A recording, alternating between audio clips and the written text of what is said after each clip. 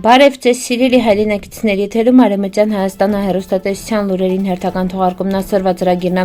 Տիգրանակերտ Սուրբ Կիրակոս եկեղեցում վերածնվում են հայկական ավանդական պարերը։ 10 տարեկան Եվին հակապետական նկարին արժեքը հասցալ $1000։ Ամերիկան-Իրանը շարունակում են ինտենսիվ հարվածն արդեն 10 օր է։ 1602 թվականին Ջուղայի պահպանված խաչքարը, հայկական վիշապը ազգային ինքնության խորհրդանիշ, Դերսիմա Էրգենա հայկական եկեղեցին կաղնացավ փլուզման եզրին, Լիբանանը բանակը յետատարում երկրի հարավ, Տերյանական օրը Ջավախքում։ Տիգրանակերտ Սուրբ Կիրակոս հայկական եկեղեցում սկսվել է հայկական ավանդական պարերին երրորդյա աշխատաժողովը նպատակ ունենել է վերականգնել տարածաշրջանում մոռացված հայկական մշակութային ժառանգությունը։ Նախաձեռնությունը կազմակերպվել է երկիր Եվրոպայի աջակցությունով, իսկ կազմակերպիչների եսելավը առաջին քայլն է հետագայում հայկական երգերի, մեղեդիների ու այլ մշակութային տարրերի վերականգնման ուղղությունով։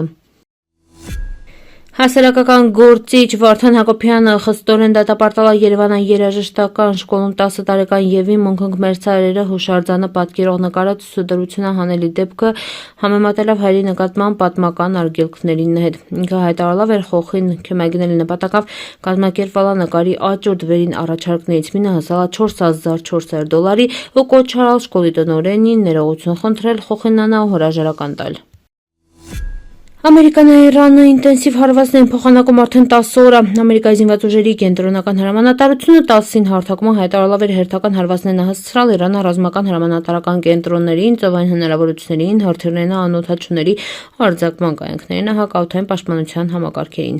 Միևնույն ժամանակ CNN-ը վկայակոչել է Պենտագոնին հաղորդմամբ հուլիսի 7-ին հակամարտության վերսկսումից ի վեր իրանական հարվածներից վիրավորվել է գրեթե 100 ամերիկացի զինծառայող։ Ավելի վաղ հաղորդված էր վերջին օրերին ամերիկացի 3 զինծառայող ազովը։ Ամերիկայի նախագահ Դոնալդ Թրամփը հայտարարել էր յուրաքանչյուր զոհված զինծառայողի հետ Իրանին շատ ծանր հարվածներին հասցնա։ Ըստ IRNA-ի գործակալության ի պատասխան վերջին հարվածների Իրանը հարվածել է Բահրեյնում ու Քուվեյթում ամերիկյան ռազմական օբյեկտներին, Իրան նետվում հակաօդային պաշտպանության համակարգերին, անօդաչու թռչող սարքերին, ռադարային կայանքներին։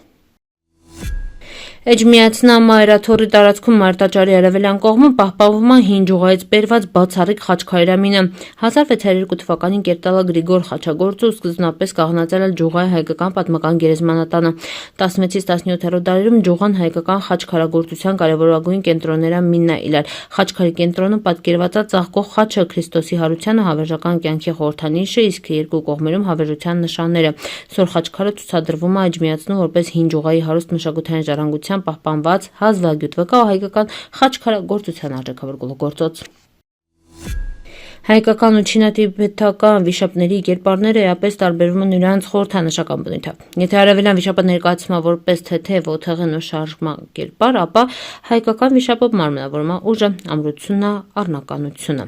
Գորգարվեստում հայկական վիշապը բացառիկ ազգային խորհրդանիշ է, արտացոլում է հայ ժողովրդի ռազմիկի ոգին, մեր ինքնության կարևոր բաղադրիչները մինը,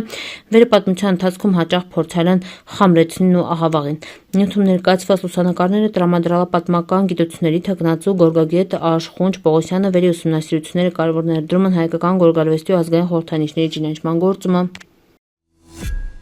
Դերսիմա Հոզատ Գավառի Էրգենշենում գտնվող հայկական պատմական եկեղեցին վերադարձ շարունակ ծառայել է տեղի հայ համայնքին, սոր կաղնացավ փլուզման վտանգի ռճի։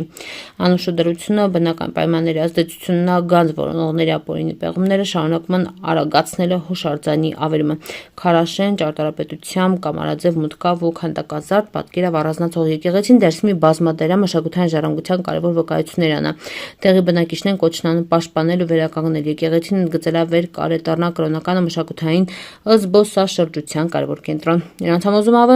հուշարձանի պահպանումը համբրկելու արժեքավոր մշակութային ժառանգությունը համել թազաշունչատլական համայնքի զարգացմանը։ Պատմական աղբյուրների համաձայն եկեղեցին նույնացվում է Սուրբ Հարություն վանքի հետ։ Վերի արմատները հասնում են մինչև 20-րդ դար։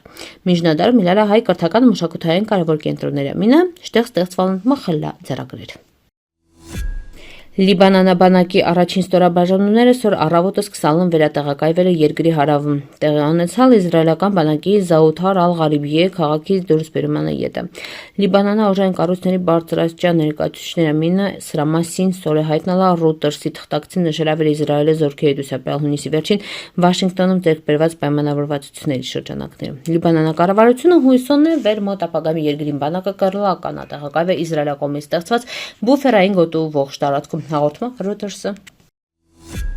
Հուլիսի նախավերջին հանգստյան օրը Ջավախքա Գանձաշենումը 1967 թվականից պահպանվող ավանդույթի համաձայն նշվալ է Վահան Տերյանին ավանդական օրը համախմբելով մծ քնարերգուի արվեստի բազմաթիվ երկրպագուների Վրաստանից ու Հայաստանից։